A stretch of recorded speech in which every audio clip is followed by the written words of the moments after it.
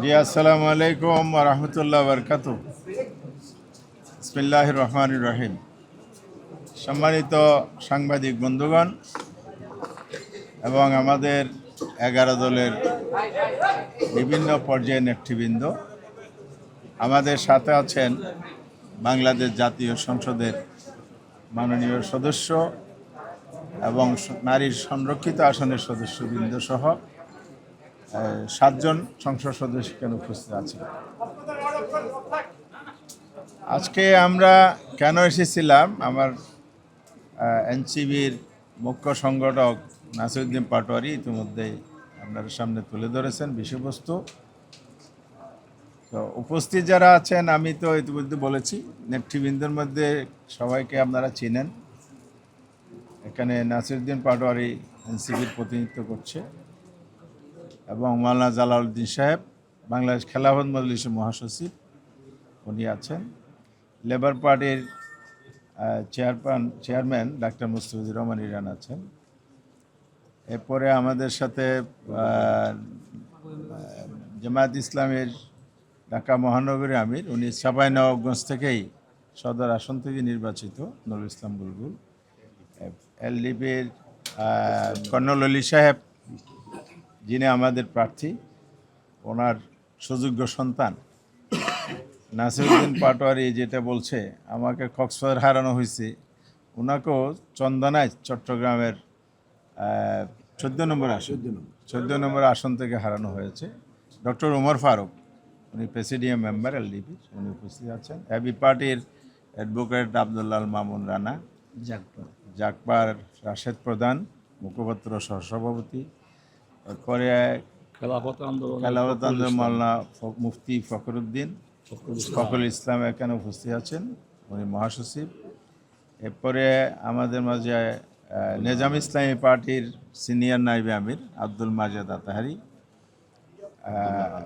এরপরে সংসদ সদস্য জাতীয় নাগরিক পার্টি থেকে 11 দলের মনোনীত প্রার্থী হিসাবে, যিনি নারায়ণগঞ্জ 4 আসন থেকে নির্বাচিত এবং এই প্রার্থীর সমর্থক, যিনি প্রার্থীকে সমর্থন করেছেন, আলামিন এমপি, ডাক্তার মাহমুদা মিতু নারী আসনের, নীলুপা, আমাদের নাজমুন নাহার নীলুপা, উনি নারী আসন সংসদ সদস্য, মানতিয়া মমতাজ নারী আসন সংসদ সদস্য, কামাল হোসেন ঢাকা 5 থেকে নির্বাচিত, কর্নেল আব্দুল বাতেন ঢাকা 16 থেকে নির্বাচিত, এরপরে জয়নাল আবেদিন ঢাকা 4, উনিও সংসদ সদস্য,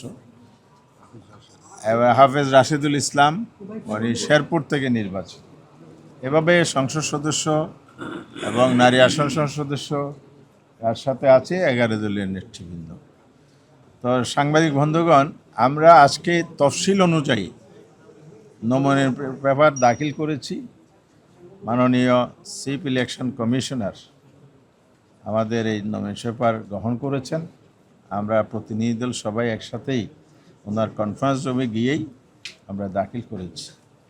আমাদের এই মনোনীত প্রার্থী 11 দলের পক্ষ থেকে ডক্টর কর্নেল অবি আহমেদ বীর বিক্রম, উনি বীর মুক্তিযোদ্ধা, খেতাবপ্রাপ্ত মুক্তিযোদ্ধা। ওনার এই প্রস্তাবের এই মনোনয়নের ফরমের প্রস্তাবক হচ্ছেন ডাক্তার শফিকুর রহমান এমপি, মাননীয় বিরোধীদলীয় নেতা, বাংলাদেশ জামায়াত ইসলামীর আমির, আর নাগরিক পার্টির আলামিন সমর্থক। আমরা ফরমে যায় ওনারা চেয়েছেন সকল তথ্য উপাত্ত সুনিপুণভাবে বিশুদ্ধভাবে আমরা লিখিতভাবে পূরণ করেছি, আজকে জমা প্রদান করেছি। তার সাথে ওনারা 3 জনের প্রার্থী, প্রস্তাবক, সমর্থকের এনআইডি কার্ডের কপি জমা নিয়েছেন। এছাড়া অন্য কোনো ডকুমেন্ট আইনে বর্ণনা নাই, ওনাদের ইস্যুকৃত নির্দেশিকাও নাই। যতটুক আছে ফুলফিল করে আমরা এটা জমা দিয়েছি। আমরা আশা করছি ইনশাআল্লাহ আমাদের প্রার্থী ব্যালিড প্রার্থী হিসেবে যথাযথ যাচাই যেদিন হবে 16 তারিখ যাচাই পর্বে, তিনি ব্যালিড প্রার্থী হিসাবে, যোগ্য প্রার্থী হিসাবে মনোনীত হবেন। আমরা এই প্রত্যাশা রাখছি। আর এই নির্বাচনটা নিয়ে অনেকের এই কিউরিওসিটি আছে। ইতিমধ্যে পুরো জাতির মধ্যে এটা একটা আলোচিত বিষয়। কারণ হচ্ছে বাংলাদেশের ইতিহাসে রাষ্ট্রপতি নির্বাচনে দলীয় সরকার এবং সংসদের মেজরিটি টোটাল মেজরিটি থাকলে সাধারণত সরকারি দলেরই একক প্রার্থী থাকে, এখানে প্রতিনিধিত্ব হয় না। একটি মাত্র ইতিহাস বা রেকর্ড আছে 1991 সালের, যখন সংসদের মেজরিটি ছিল না কারো এককভাবে, জামাত ইসলামীর সমর্থনে 142 জন সম্ভবত বিএনপির সংসদ সদস্য ছিল। পরে নারী আসন যোগ হয়েছে, সেখানেও দেখা গেছে যে এককভাবে প্রেসিডেন্ট প্রার্থী বিজয়ী করার মতো সংসদ সদস্য বা ভোটার বিএনপির ছিল না।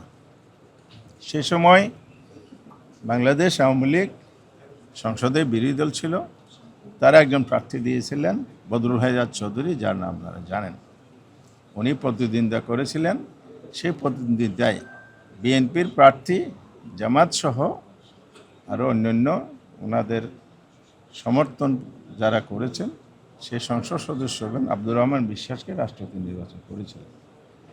এরপর থেকে আর কখনো বিরোধী দল থেকে কোনো প্রার্থী এই আসনে হয়নি, এই পদে হয়নি। তো এবার আমরা প্রতিদ্বন্দ্বিতার সিদ্ধান্ত নিয়েছি 11 দলের বৈঠকে। আমরা 11 দলের বৈঠক করে শীর্ষ পর্যায়ের সেখান থেকে ডক্টর কর্নেল অলি আহমদকে আমরা মনোনয়ন দিয়েছি। দুটো প্রশ্ন আপনাদের পক্ষ থেকে আগেও এসেছিল, এখনও জাতির কাছে আলোচিত প্রশ্ন।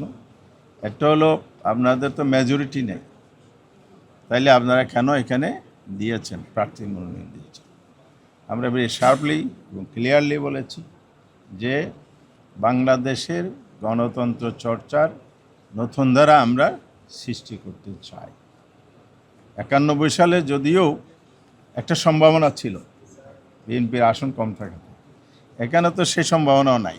বিএনপিতে আগেই নিজেদের মেজরিটি সুনিশ্চিত কলা কৌশল করে নিয়েছেন, সেই কারণে তাদের সেফ সাইড আছে এখানে। তা আমরা এখানে জিতবো কি হারবো এটা নয়, আমরা প্রতিদ্বন্দ্বিতা ছাড়া কোনো নির্বাচন হোক এটা আমরা চাই না। এটাই গণতন্ত্রের সৌন্দর্য। গণতন্ত্রকে সঠিক দ্বারায় ফিরিয়ে আনার জন্যেই আমরা এই সিদ্ধান্তটা নিয়েছি। নাম্বার 2 হচ্ছে, এমন একজন প্রার্থীকে আমরা এখানে নমিনেশন দিয়েছি যিনি জাতীয়ভাবে সমালোচনা বিতর্কের ঊর্ধ্বে এবং দেশের খেতাবপ্রাপ্ত মুক্তিযোদ্ধা। উনি 3 বার মন্ত্রী ছিলেন, 6 বার এমপি ছিলেন। উনি পিএইচডি হোল্ডার, উচ্চ ডিগ্রিধারী, এবং দেশের জন্য অনেক অবদান তিনি রেখে গেছেন। রাজনীতি আসার পর থেকেই দীর্ঘ সময়, এক সময়ে বিএনপির স্ট্যান্ডিং কমিটির মেম্বার ছিলেন, আবার আলাদা দল করেছেন, এখন আবার আমাদের সাথে জোটবদ্ধভাবে উনি রাজনীতি করে যাচ্ছেন। আমরা আশা করছি জাতি এটাকে অবশ্যই ইতিবাচক দেখছে এবং আমাদের 11 দলের সিদ্ধান্তকে প্রশংসা করছে। কিন্তু সমস্যা হচ্ছে, গণতন্ত্র চর্চার পিছনে সাংবিধানিক বাধ্যবাধকতা একটা ব্যারিয়ার তৈরি করেছে। সেটা হচ্ছে আর্টিকেল 70 আমাদের কনস্টিটিউশনে 70 অনুচ্ছেদ বলে, যেটা নিয়ে আমরা ঐক্যমত্য কমিশনে সংসদ সদস্যদের স্বাধীনভাবে তার মতামত জাতির সাথে, জনগণের সাথে, দেশের সাথে রাখতে পারে, সে ডোরটা ওপেন করা। সেখানে বিএনপি সহ যারা ঐক্যমত্য কমিটি ছিলেন, আমরা 3 দিন প্রায় আলোচনা করার পর সবাই মিলে একমত হয়েছি যে আর্টিকেল 70 এখানে নো কনফিডেন্স, অনাস্থা ভোট এবং অর্থ বিল ছাড়া আর সব ক্ষেত্রে সংসদ সদস্যগণ স্বাধীনভাবে মত দিতে পারবেন, ভোট দিতে পারবেন। এটাই আমরা সবাই চেয়েছি। তো দুর্ভাগ্যজনক হলো সত্য, গণভোটে এটা পাশ হওয়ার পরও 12 ফেব্রুয়ারি বিএনপির একগুঁয়েমি এবং দলীয় সংকীর্ণতার কারণে, দেশের স্বার্থকে প্রাধান্য দিতে না পারার কারণে গণতন্ত্রকে আবার সেই জনগণের অধিকারের জায়গা থেকে প্রাতিষ্ঠানিক রূপ দেওয়ার ক্ষেত্রে ওনাদের গড়িমসির কারণে এই সংস্কারটা ওনারা করছেন না। বিশেষ করে গণভোটের যে রায় বাস্তবায়ন করছেন। গণভোটের রায় যদি বাস্তবায়ন হতো তাহলে আজকে আমরা আশা করতাম কর্নেল ওলি সাহেব বিপুল ভোটে বিজয়ী হতেন, কারণ সংসদ সদস্যদের কাছে উনি একজন গ্রহণযোগ্য যোগ্য প্রার্থী। আবার শুনতেছি বিএনপি সচিবালয়ে প্রধানমন্ত্রীর কার্যালয়ে স্ট্যান্ডিং কমিটির মিটিংয়ে বসছেন, এখনও কাকে প্রার্থী দেবেন আমরা বা জাতি জানতে পারে নাই। কারণ ওনাদের মধ্যে প্রার্থী বাছাইয়ের যে সংকট আমরা লক্ষ্য করছি, এই যে দৈন্যতার জায়গায় যোগ্য প্রার্থী দিতে না পারা, সে জায়গা থেকেও আমরা আশা করতে পারি যে কর্নেল ওলি সাহেবের যোগ্য, উনি সবার সামনে জাতির সামনে এসেছেন। আর একটা বিষয় আমরা প্রতিবাদও করতে চাই, সচিবালয় হলো একটা নির্বাহী জায়গা, এখানে রাজনৈতিক দলের শীর্ষ বৈঠক হবে, শীর্ষ ফোরামের বৈঠক হবে, এটা অতীত রেকর্ড আমাদের জানা নেই। তো এই যে কাজটি ওনারা করছেন, তাহলে ওনারা গণতন্ত্রকে কিভাবে দেখেন? আমার দলের মতো হলে গণতন্ত্র, নাইলে আমি স্বৈরতন্ত্র। 5 মাস বা 6 মাসের কার্যক্রম, অতীত থেকে কোনো পরিবর্তন নাই, ওনাদের মহাসচিব বলে দিয়েছেন। তা আমাদের আর নতুন করে বক্তব্য দরকার নেই। মহাসচিবের বক্তব্য, ফখরুল সাহেব যেটা বক্তব্য দিয়েছেন, মাননীয় মন্ত্রী দলের মহাসচিব, এটাই জাতি জেনে গেছে। বোঝা যাচ্ছে যে ওনারা আসলে পরিবর্তন চান না বলেই পরিবর্তন হচ্ছে না। পরিবর্তন যদি ওনারা চাইতেন তাহলে সংসদের প্রথম শপথের দিন ওনারা সাংবিধানিক পরিষদের, সংস্কার পরিষদের শপথ নিতেন, অধিবেশন ডাকতেন, এর মধ্যে এটা সংস্কারের মধ্যে গণভোটের এটা বাস্তবায়ন হতো। তা আমরা এখন আশাবাদী হতে চাই। পার্লামেন্টও আমাদের সংসদ সদস্যরা বারবার উঠিয়েছে, রাজপথেও আমরা ভূমিকা রাখছি, আন্দোলন কর্মসূচি অব্যাহত রয়েছে। আপনারা জানেন ওনারা যাতে সংসদে অতি দ্রুততম সময়ের মধ্যে এই কাজটা করেন, অর্থাৎ গণভোটের রায়টা কার্যকর করেন, সেই সময়টা এখনও আছে। তাইলে ওনারা ইতিহাসে স্মরণীয় হয়ে থাকবে। ওনারা এখন যে সমালোচিত হচ্ছেন, জাতির কাছে দীক্ষিত হচ্ছেন, এই জায়গা থেকে ওনারা মুক্তি লাভ করবেন। আরেকটা হচ্ছে, সরকার যদি চায় একটা অ্যাক্ট বা অধ্যাদেশ, প্রথম অধ্যাদেশ পরে অ্যাক্ট হয়, অধ্যাদেশ জারি করেও কিন্তু করতে পারে। পার্লামেন্ট যেহেতু এখন নাই, তাহলে অনেক অধ্যাদেশ ওনারা ইতিমধ্যে জারি করেছে। তার সাথে যদি বলতো সবাই মিলে যখন একমত হয়েছে একটা অধ্যাদেশ জারি করে দিই, বাংলাদেশে গণতন্ত্র উচ্চ পর্যায় থেকে চর্চা শুরু হোক, ওনারা এটা করার সুযোগ আছে, করলেন না। তা আমরা আজকে এখানে আপনাদের সামনে এই কয়েকটা বিষয় তুলে ধরলাম।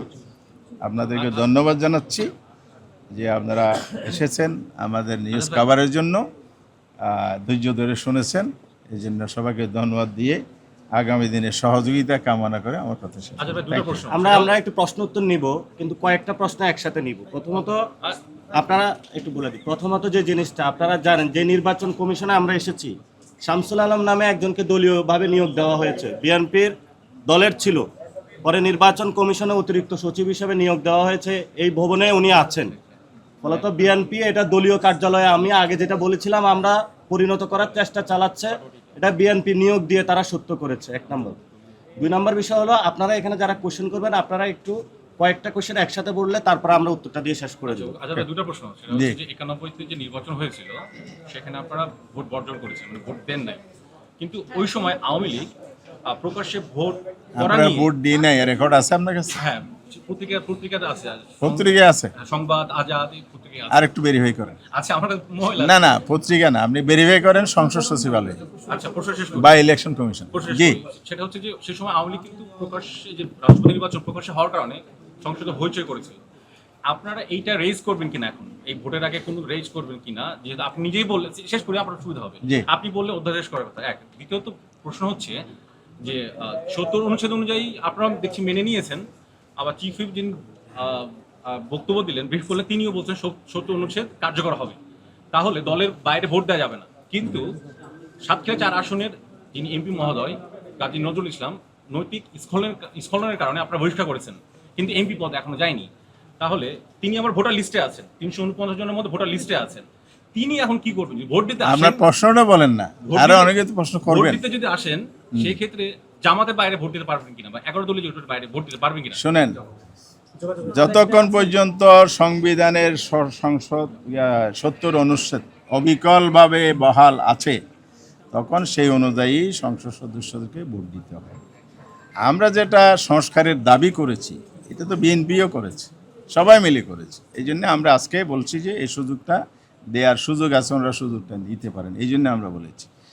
এবং পার্টিকুলারলি কোনো মেম্বারের ভোট দেয়া না দেয়া, সদস্যপদ থাকা না থাকা, এটা আইনানুগভাবে স্পিকার প্রসেস করেন, ইলেকশন কমিশনকে ওনারা পাঠান, ইলেকশন কমিশন নিষ্পত্তি করে দিলে তারপর এটা গেজেট হলে এরপরেই পরবর্তী পদক্ষেপটা নেওয়া হয়। তার আগ পর্যন্ত প্রত্যেকেরই ভোটার তালিকা অনুযায়ী ভোটাধিকার আছে, বুক প্রয়োগ করতে পারবে।